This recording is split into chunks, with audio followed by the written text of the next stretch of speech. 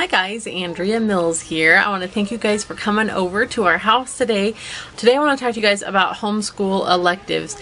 I've got a lot of questions about what our family does for the extra things besides our regular schoolwork. So I'm going to try to answer those questions and we'll just have a little discussion on that topic in a more general way also. So our family uses ACE curriculum, which I really enjoy because it's kind of a no-brainer for me. So we have 8 children, 6 of them are school age.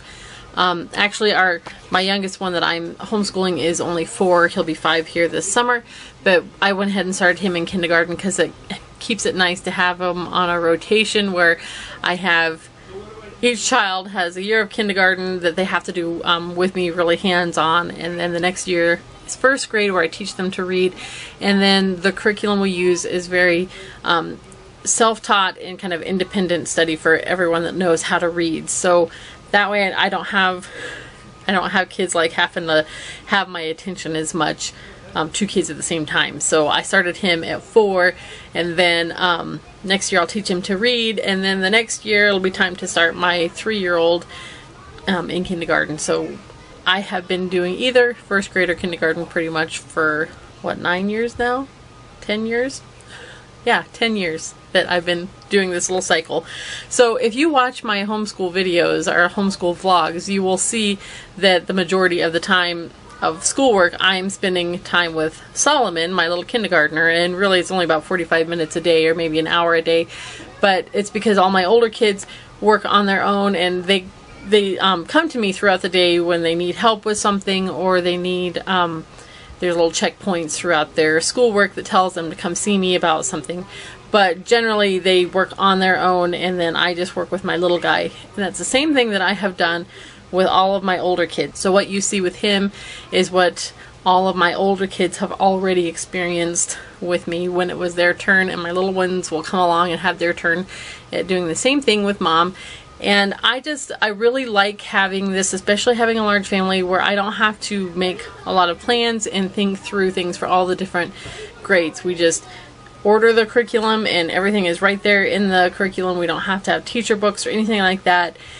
And it keeps us going, which leads me kind of to the irony of making this video this year, is that within about the first 3 or 4 weeks of us starting our school year this year, I decided to cancel pretty much all our elective subjects because I was feeling very overwhelmed with the state of the house. And you know, having this YouTube channel was, I had not done more of this daily kind of taking videos kind of a thing that we're doing now. Even though I don't post them daily, I am taking videos every day, and pretty much every day. I don't do the weekends, but anyways, it was just a lot more workload than I was used to, and I needed to just deal with some things. So I thought, we're just going to take this whole year off. Well, at first I didn't think it'd be the whole year. It just turned into the whole year so that I could spend time getting the house in order and kind of figuring out how to handle the increased workload with the YouTube channel and everything. So we didn't actually do most of our elective subjects this year, but I'm still going to talk about them with you anyway. And that leads to something that someone asked recently, which is, do I feel guilty for not doing all that stuff with the kids this year? And I will emphatically say no, because I think that life is a marathon. It's not a sprint. And taking off a little time to do what needs to be done is going to reap a harvest later, and we'll have plenty of time for all of the extras once I got this dealt with. And I just felt like this needed to be the priority this year. I'm going to be answering a lot of questions in this video, so this is the questions I'm answering and what point in the video they are. So if you don't want to hear about everything, you can at least skip around and find whatever it is that you're interested in, and just listen to that part. I'm not sure if you can hear that, but Tom is home and my dad is over here and all the kids are out there, and it's kind of noisy. So if you hear lots of craziness, it's just life. Anyway, so the first thing I guess I'd really like to talk about before we talk about specifics is that the idea of living your own priorities. And most states require certain things of homeschoolers. In our state, we live in Wyoming, and there's, you know, certain subjects that we have to teach, and it's, you know, all the basics kind of a thing, and that's what our curriculum covers, all of that kind of stuff. There's still an idea, I guess, that there's certain things that in order to have a well-rounded education you have to do. You have to have music, and you have to have sports, and you have to have, and I don't know what all things you might have in your head of what's required for a child to be well educated. But I would like to say that not everyone has to love everything, and we don't all have to like the same things. And a lot of times I think that we put a lot of burden on ourselves and feel a lot of pressure to do things that we don't really care about just because everyone else does it. There was one of you that said that how passionate you are about music. I'm not that musically inclined, neither is Tom. We enjoy listening to music, but it's not really something we're passionate about. So it would be a travesty, I think that's the word she used, to not get to play music if that's what you are passionate about. But if it's not what you're passionate about, the travesty would be someone forcing you to anyways. I guess that's kind of my point. And so this is kind of how we've approached it. Like, who cares if everyone else thinks that kids have to be in soccer, or kids have to be in dance, or kids have to play an instrument or whatever.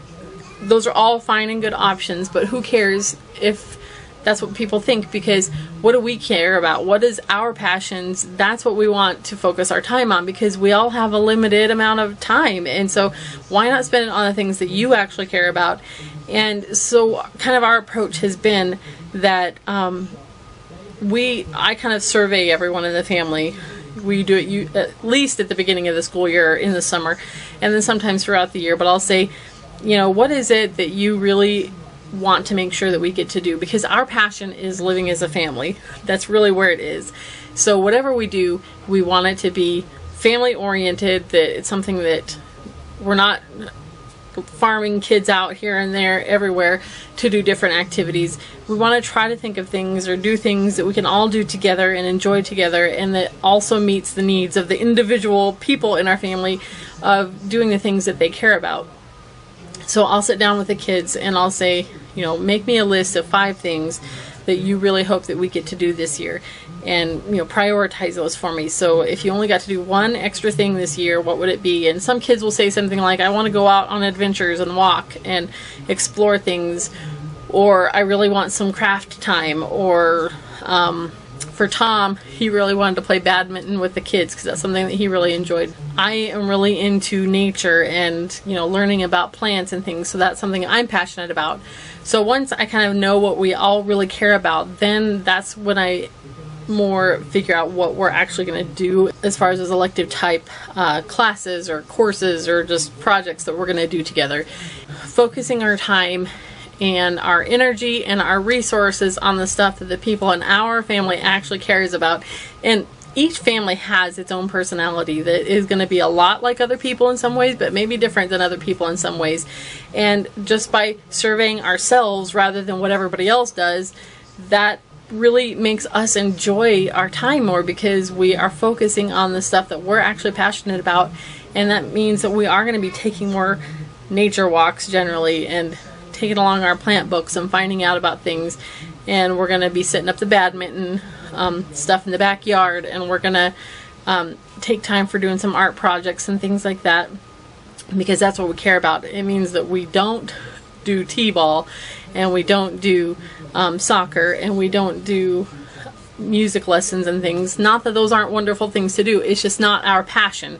So to me, that would be a big waste of time and money to do things that we aren't really passionate about. And one of the things that I kind of think about when I think along those lines is the idea that we want to kind of homogenize people. We want to make, not we, but there are people who think that society should be all the same. We all should have the same passions. We should all have the same experiences. We should all, look the same, whatever their idea of that is. And so then there's that pressure on you that if you don't conform to that sameness, that you're ruining your kids, and you're going to make them have a bad life, or they're not going to have opportunities like everyone else. But I would say it's the opposite.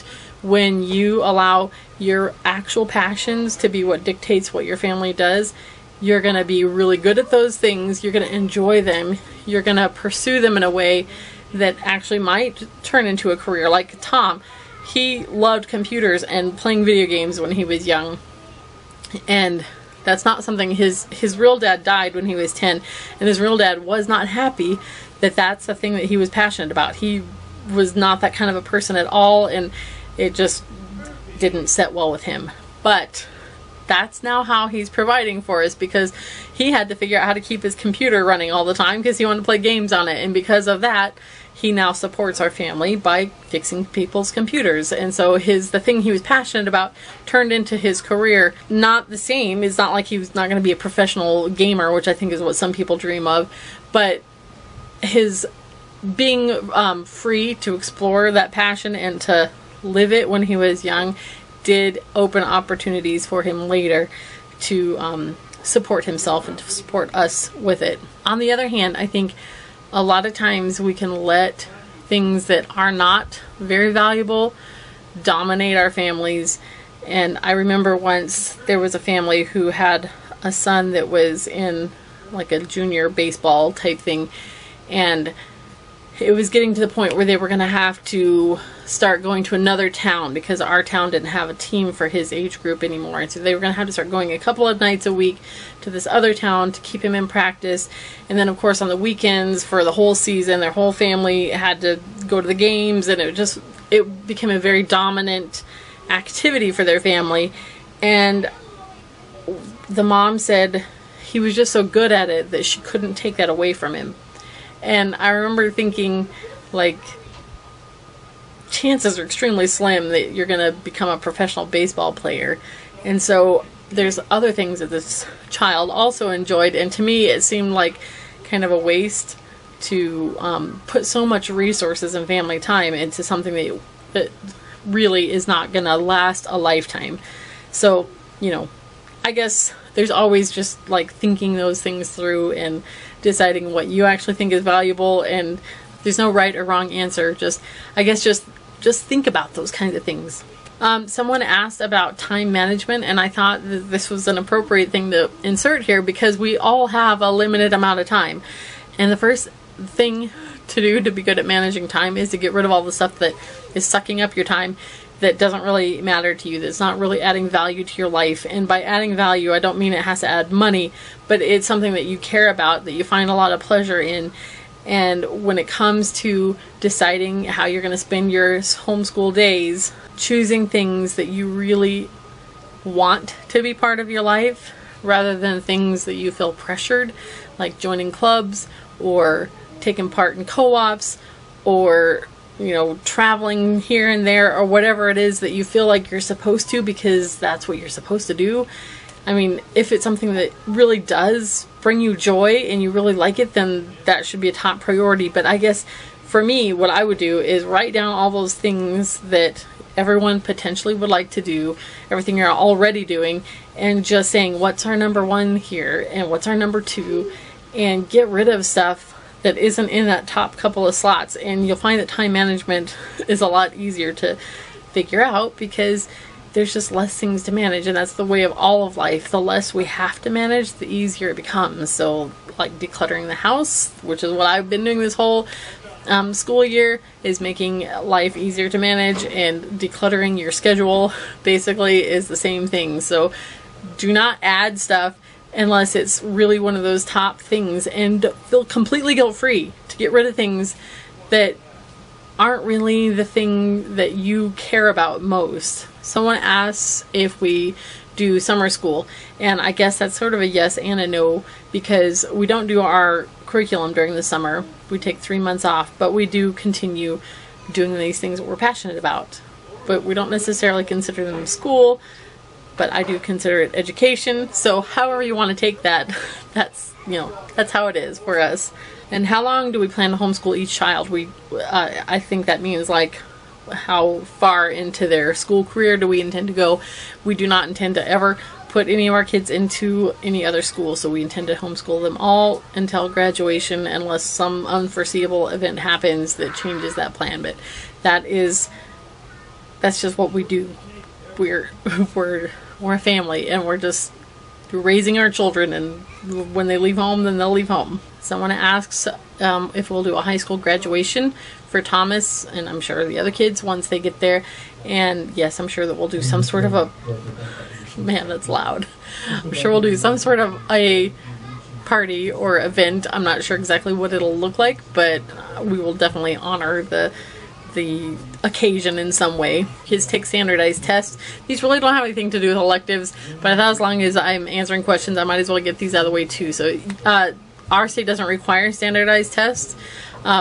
If you're so inclined, the Homeschool Legal Defense Association has some information on some studies that they did that showed that states that had high requirements, the children didn't fare any better than states that had extremely low requirements. So I am not for requirements to have standardized tests, but just because it makes a hassle for parents and it doesn't actually benefit the children in the long run. However, as a family, we occasionally do standardized tests.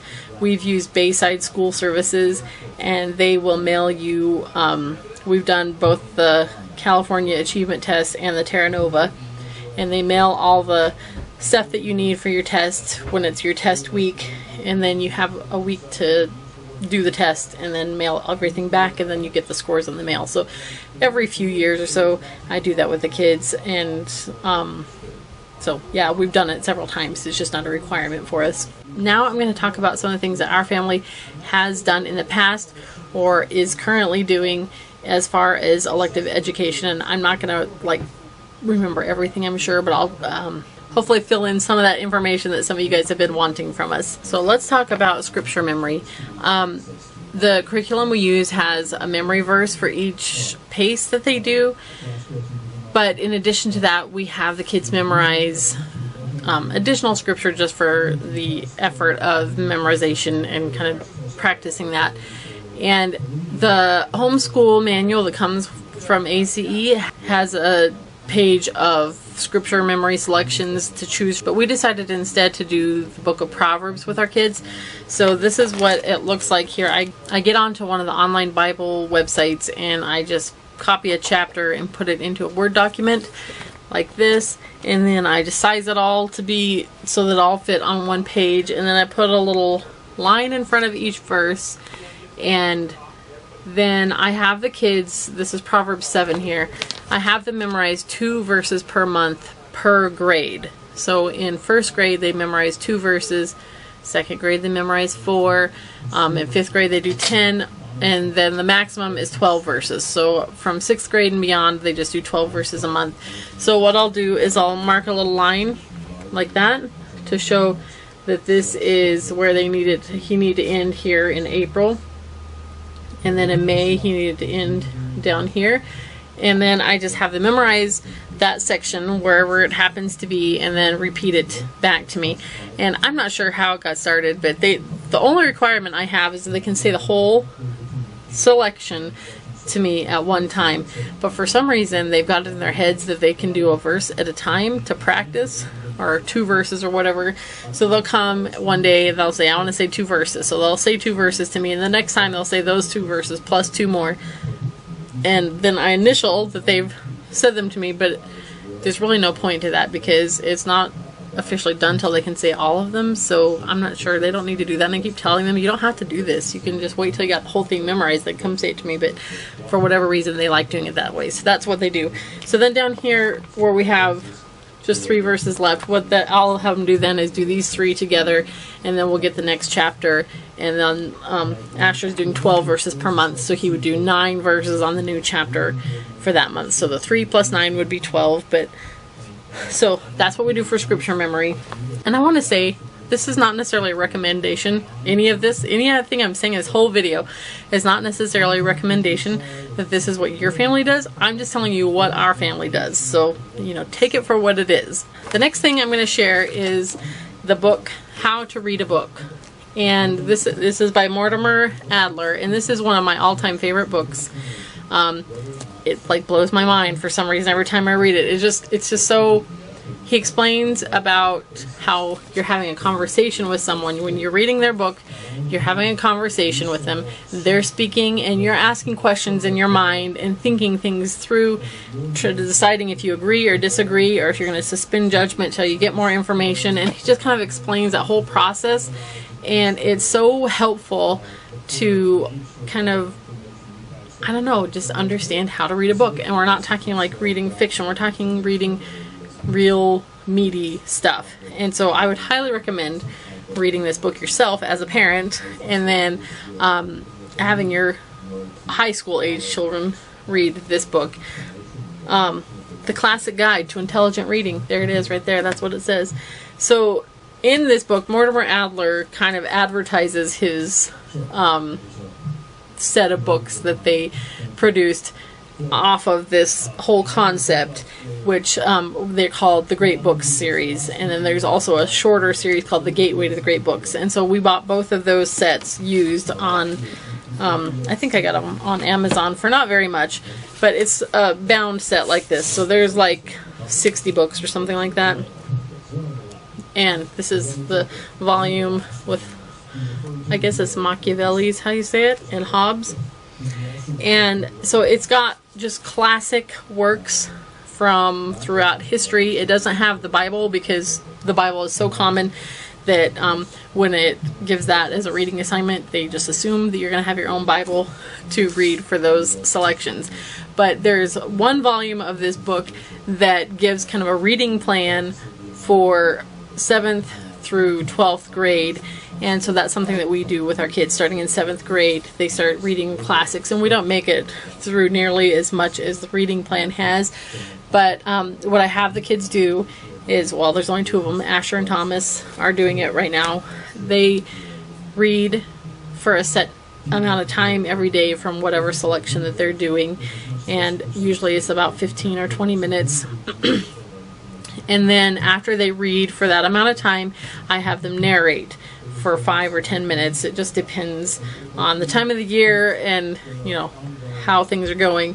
But what narration is, if you're not familiar with narration, all it is just they have a piece of paper, and I have them write the title of what they're reading at the top, and then I have them put the date over off to the side, and then just kind of retell the story in their own words or what they read.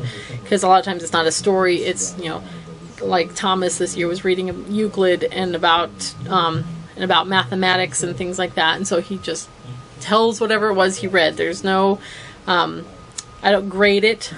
They're just learning to absorb better what they're reading by having to retell it. And I don't require they retell everything that they read. It's just they go for the amount of time that we have predetermined, and they, you know, any thoughts that they have of their own that they might want to write down, they can write that down too. This is also how we do literature and creative writing.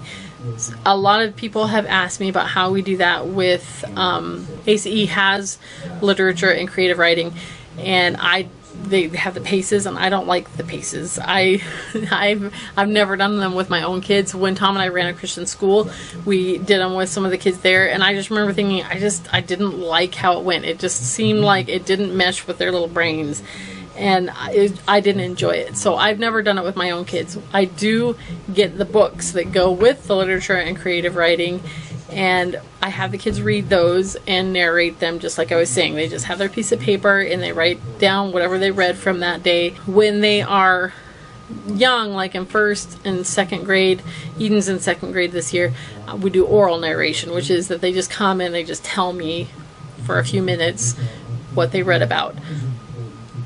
About halfway through 2nd grade, Eden was ready to start doing written narrations instead of oral narrations. I've seen how it's helped their writing. Just having to retell those things has helped them become better at writing, even without being graded or critiqued or whatever on it. So that's how we do literature and creative writing. They read every day for their allotted time, and then they narrate every day for their allotted time. And then there's only like 6 books per grade, so once they run out of those books, then we just choose our own from our personal library. Reading is something I'm very passionate about. It's something I really love, so we have a lot of books in our house, and when the kids express an interest in something, I am very quick to go find books on that subject and add them into our library, because I want them to be passionate about reading and feel like that they have like a personal interest in our library. I encourage them to, you know, go pick out books from our own library, or of course we visit the public library and pick things to read that are interesting to them. And they don't have to, I don't make them narrate every single book that they read, but when it comes to us putting a star on our star chart for literature, then they have to do the narrations along with their reading. And as I guess I've already mentioned that, we do go to the library every Wednesday. I take the little ones there for story hours, so they always do a craft time with the group and listen to some stories and have a snack and all that. And the older kids go a lot of the time, but not all of the time. And the older kids either read, it depends on which kid it is. Some of them like to read, some of them like to play around, some of them like to take their schoolwork and just do their schoolwork while we're at the library, but it gives them an opportunity to get some books if they want to. I think I'm going to just share with you some of the books or other things that we have used. And one of the things that somebody wanted to know about was health, especially for high school. There's ACE has a health elective PACEs, and they wondered if we were going to do those. I did them myself in high school. I don't know if they've been updated or not.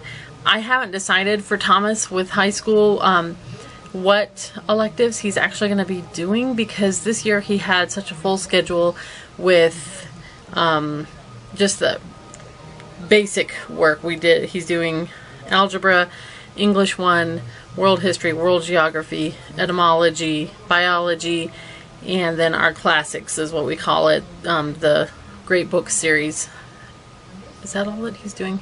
Plus he's studying for his driver's test, and I think there's one other thing. Anyways, he just had already so many things on his plate that I didn't worry about doing any of the other electives this year. So I'm not sure if I'm going to do the health or not. I have a lot of my own books that I have that I like on that topic. So I just haven't made a decision there, and I don't have any recommendations either for anyone else.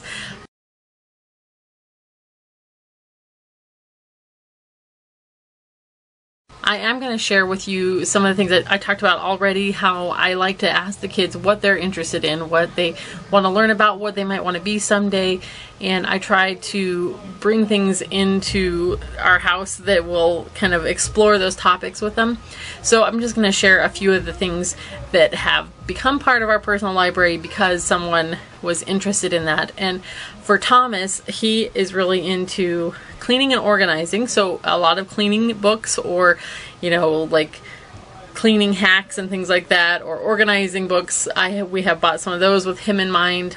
He really likes, like, he's into mythical things, so we have dictionaries of mythical creatures and stuff like that. One year Thomas was really wanting to learn about martial arts, and this was back when he was probably 8 or 9 probably. We could have taken him somewhere to like join a class or whatever to learn some karate or something like that, but it would have meant we would have to drive a couple of nights a week to another town. It would be, you know, an expense. It would be breaking up the family, and it just doesn't fit with our style. So what I did instead is I got this DVD of Karate for Kids, and the kids would roll out their little mats twice a week, and they would practice lessons with this karate DVD.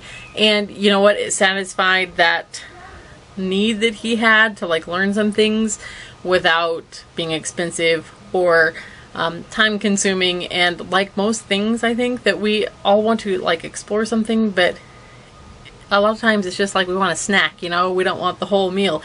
And if we discovered that one of the kids was really into something, we would probably pursue it in a more serious way. But when it's just a whim, I'm not interested in making a big ordeal out of it. So finding something like this little karate DVD was perfect to scratch that itch, and then when he was done with that, move on. Now Asher, he was really into learning to cook and baking. So Asher and I, one year, I bought a baking textbook. It was actually like a college course. And we got the textbook, and him and I went through some of the lessons together, and we didn't make it through the whole book, but we did learn a lot of things that year, and he learned some stuff about baking and really enjoyed it. Judah, one year, he was into garbage men, and he thought maybe he'd like to be a garbage man when he grew up. So we got books all about how trash collection works and how recycling works and just all the ins and outs of garbage men, and we had some storybooks about garbage men, and he really enjoyed learning about that. Justice, you may have noticed, is into doing magic tricks this year, so we've purchased a lot of magic tricks, and we bought some books on magic tricks when we get them from the library, and he's been exploring that whole thing. Eden, of course, likes crafts and sewing, so we bought books on sewing for younger kids. And on that note, we actually got a boys sewing book. I didn't bring it in here with me, but we bought it on Amazon, and it was written, I think, by a homeschool mom, and it was all on how to use a sewing machine, but it was geared towards boys, and it had patterns in the book that were for boys. So Judah has made several things from that book. So I have a personal interest, as you probably know, in herbs and so that's something that we have done as a family. I have some kids herb books, and we've done things from there, and I try to teach the kids what I am learning about how to prepare herbs, and they all know how to make tinctures and make capsules and all those kinds of things, because we do that together. Tom is into computer things, so he of course teaches the boys how to repair computers, and they play games together. And I've already mentioned the badminton thing. Tom likes badminton, so that's something that he plays with the kids. There is a website called youthdigital.com, and we have done courses through them that we have really liked, and they focus more on the programming side of computer things. And so the kids took a class on Minecraft, making Minecraft mods and making Minecraft servers, and so they're having to learn how to write code and things like that, and they really loved that. That was a really fun class for them, so I definitely recommend that if that's something that your kids were interested in.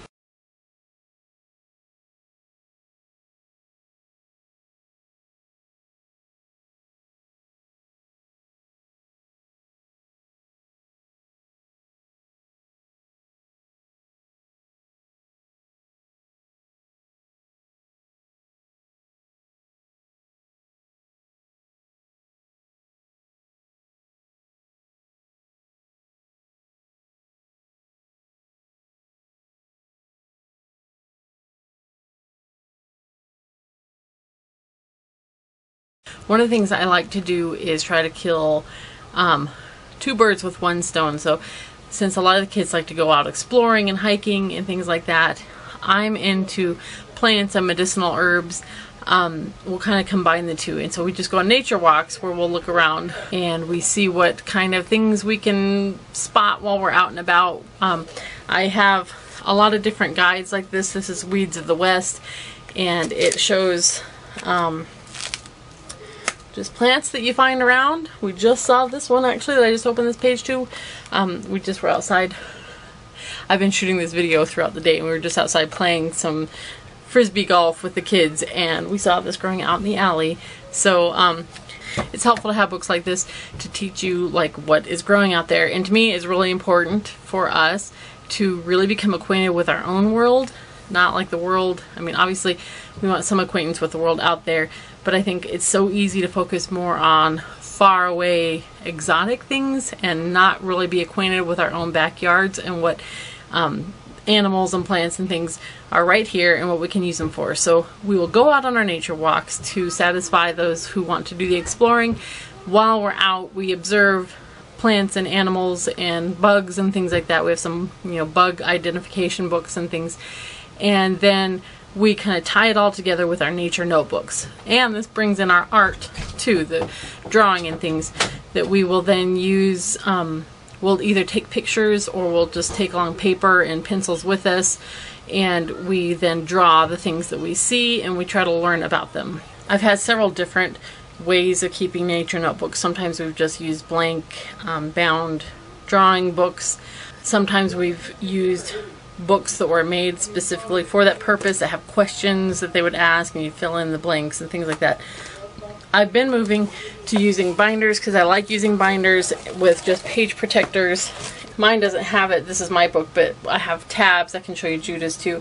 But I'll have tabs here and show what the different sections are. And then I'm trying to combine all of our old nature notebooks, find them all, and add everything that we've drawn into one book. So this is an example of one of what our pages look like. So I wrote down what I was drawing, and this is a picture of my spider, and we had taken a picture of the spider when we were out, and then we put it up on the TV screen so everyone can see it clearly, and then drew it here in our book. We sometimes also just find pictures online of something we saw and use that to draw from, and then tell a little bit about where we saw it or things that we learned about it. Then here's a caterpillar and plants that we've seen.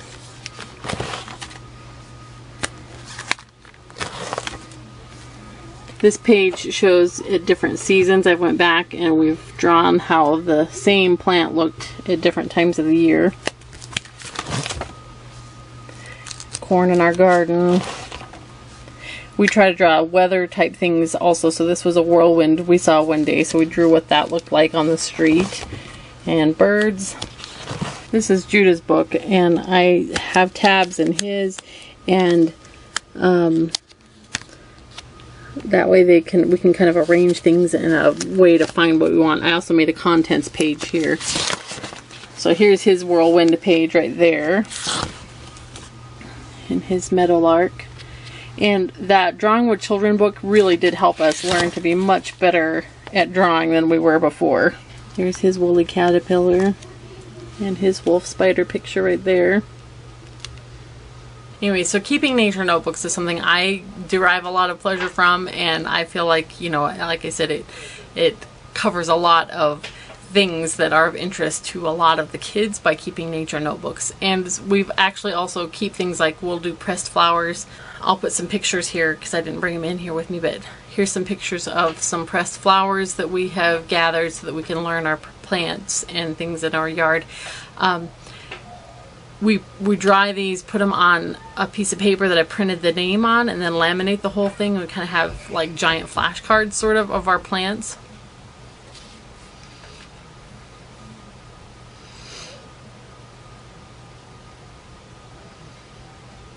Then along the lines of being outside, one of the books that we have really enjoyed is this Homeschool Family Fitness. It has a lot of activities for all different age groups that can be done with pretty basic equipment.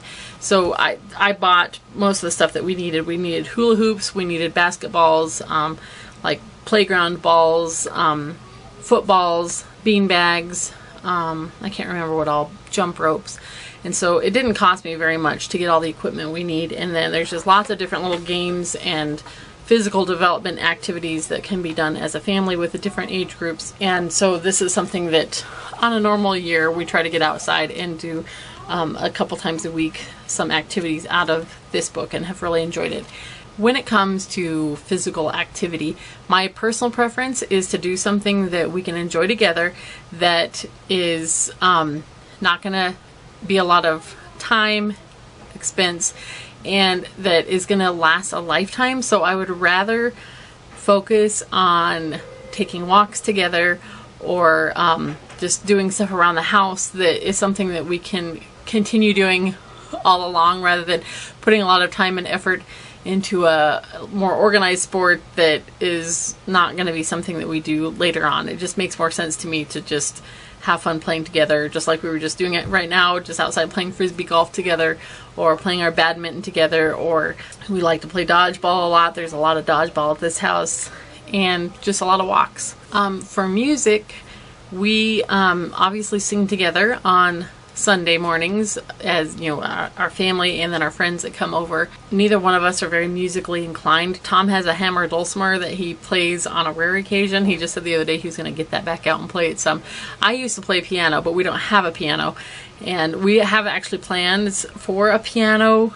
It's supposed to go in my office in the last kind of available space that we have, and Tom's mom has gifted us one that was hers, so it's out in her garage, and it's one of those things that we have thought for years we would go get and bring it here, but we just never have. So if we ever get the piano here, we'll probably do at least some basic piano lessons and then see who's interested in continuing to learn that, if anyone is. One thing we've enjoyed is doing handbells. So we have a little handbell set, and we can't play a lot of songs with the amount of bells that we have, but it's been something that every couple of years we learn some songs together and play with those. Asher, go over there. Okay, ready? Yeah. Everybody see? Is Judah being blinded there? Okay, here we go.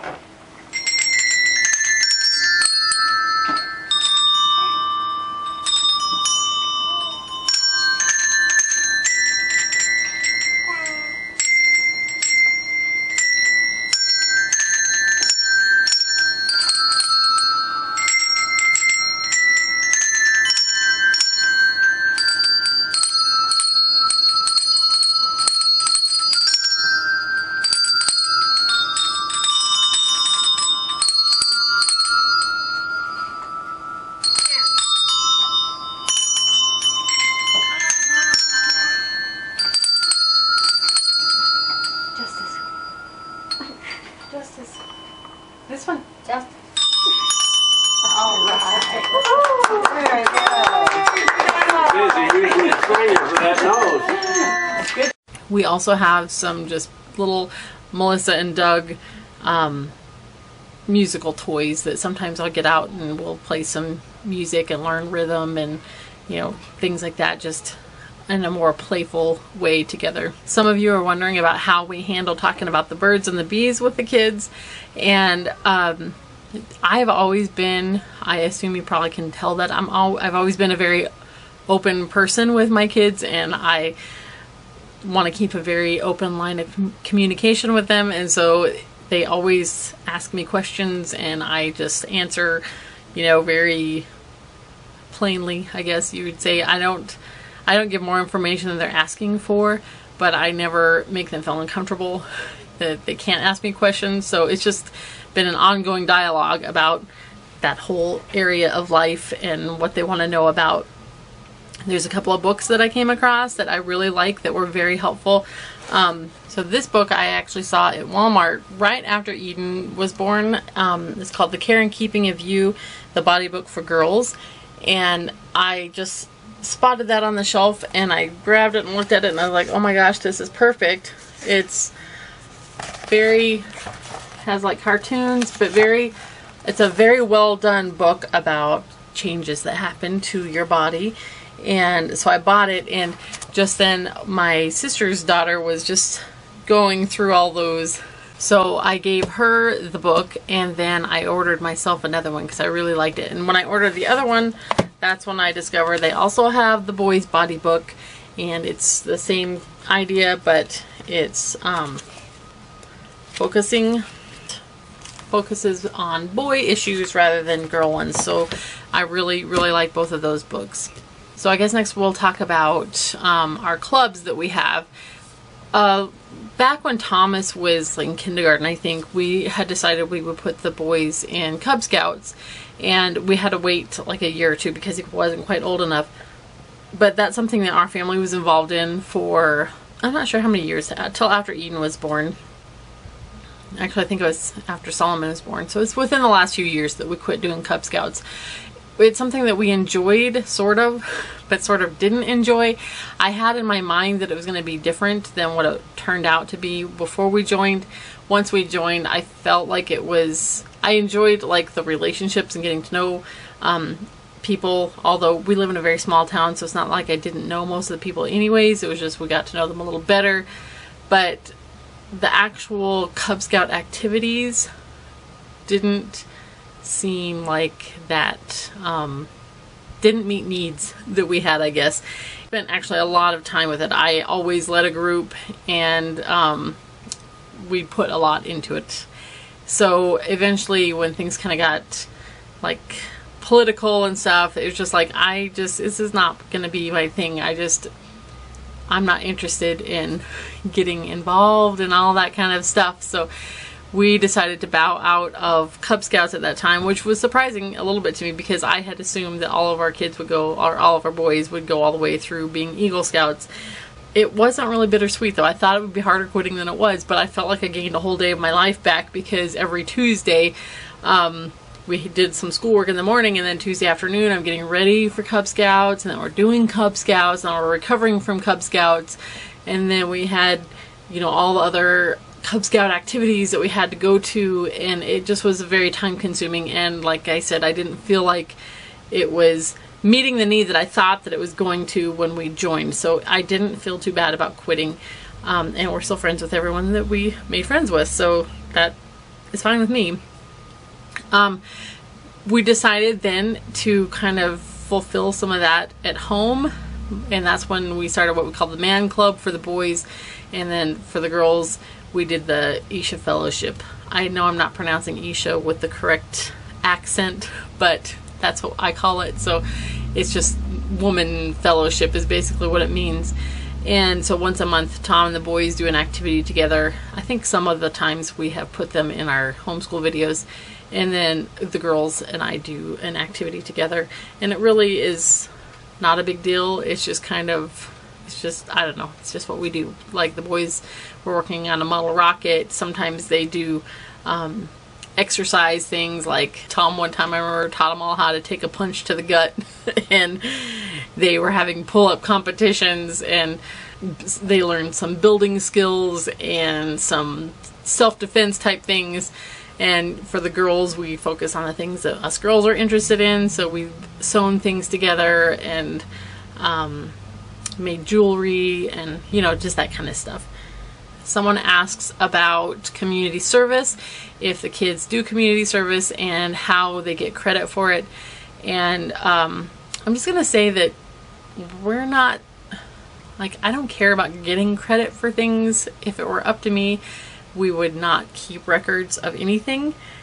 Not because we don't want to do a good job, but because I don't want to be a family that thinks that way, because it's so easy to start doing things for credit rather than doing things because you actually care about something.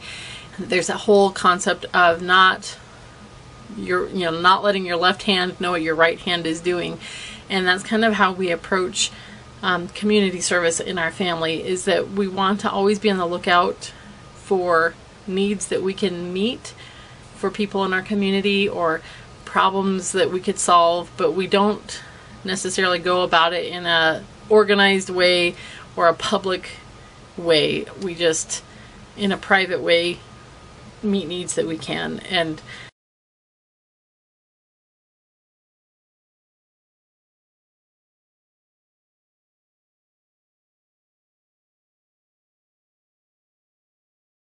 you know, we've got our eye on a project right now that we want to do. Here's my left hand telling you what my right hand did, or whatever. But I've already talked about this before when it happened. We put together we bought a park bench, and we put it together and we took it up to our park, because there's one side of the park that had no benches, and it was a problem that we noticed because we experienced this problem. And so we didn't like have a committee. We didn't do this as an organized thing with anyone. We just, as a family, took care of that problem and, you know, served our community that way. And there's lots of other things that we do, but again, this is something that we would rather pursue in a private way rather than in a organized for credit kind of a situation. Some of you were wondering about how we approach electronics and computer time with our kids, and I'm going to just recommend that you watch my video on our privilege system, because that kind of covers computer time.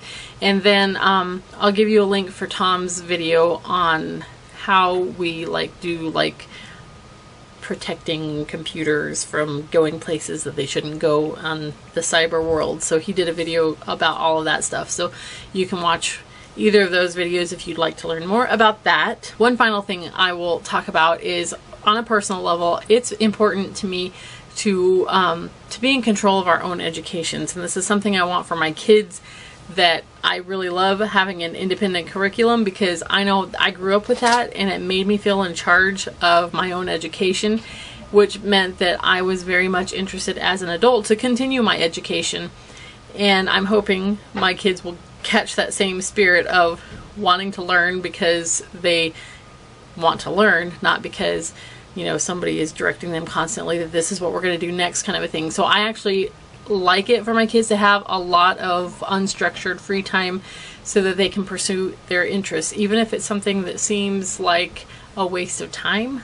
I know that Tom's parents would have considered his video game playing a big waste of time, but clearly it fed in him something that is now producing for our family. So anything that's not in moderation can be a problem, but in a general way, I do hope that I do want my kids to have a lot of free time on their hands to do as they wish to do. And for myself, I have continued as an adult to take courses and to read books on a whole variety of topics that are of interest to me. I took an interior decorating course, I've taken herb courses, I've taken midwifery courses, and I just read on any topic that draws my interest. I read on law books. I'm learning Greek, and so is Tom. He's learning a lot better than I am. I'm a lot slower at it than he is. I started this YouTube channel, so I had to learn all sorts of things with learning to edit videos and do all that kind of stuff. And it's just something that I always am wanting to learn how to improve my own life. And I don't know, it was a year and a half ago or so that I had some friends from the library who were wanting to know about homeschooling, and I had a series of DVDs on using the Charlotte Mason method, which I love the Charlotte Mason method. I incorporate that more in my elective area than I do in my curriculum because I like having the structured curriculum that I don't have to think about. So I reserve my Charlotte Mason-ness for electives. But I had a series on doing the Charlotte Mason method, so I invited the moms to come over to my house and watch the series with me, and we started calling it Mom School. And pretty soon I had a whole group of moms that were coming, and we would watch a DVD together and we would talk about what it was. And while we were watching our DVD, then all the kids would play and everything. So we did that whole series, and when it got done, everyone says, well, let's keep going. And so we did one on cooking, and we've done 2 different ones on herbs. And now here all this time later, we're kind of petering out, like fewer people were continuing to come. So I decided this is not forever necessarily, but I decided to put a hold on doing any more mom school groups on Mondays. But I hope to continue with my own learning because I have my serger that I want to learn how to use. I need to learn how to use my Cricut cutting machine better. And what was the other thing? Oh, there was a couple of webinars that I wanted to take. So I just kind of have a list of things that I want to continue learning about. And I hope to make it still a part of my regular schedule to continue learning on these topics because I just want to I want my own life to continue to improve and to learn new things. So no matter what do you call that? Professional development. I'm a mom and I'm going to continue my professional development as a mother. So let me just say my overall desire for my own children, that they have the freedom to enjoy living their own lives without my constantly telling them what to do or controlling everything. I want to give them the ability to pursue things that they're interested in, but I don't want those things to dominate the rest of the family. So I want everyone to learn how to love what they love without being a burden on everyone else. And most importantly for me is that everything comes back to family, learning to be a family, because no matter what my kids choose to do for money when they get older, it's almost 100% guaranteed that every person has a family.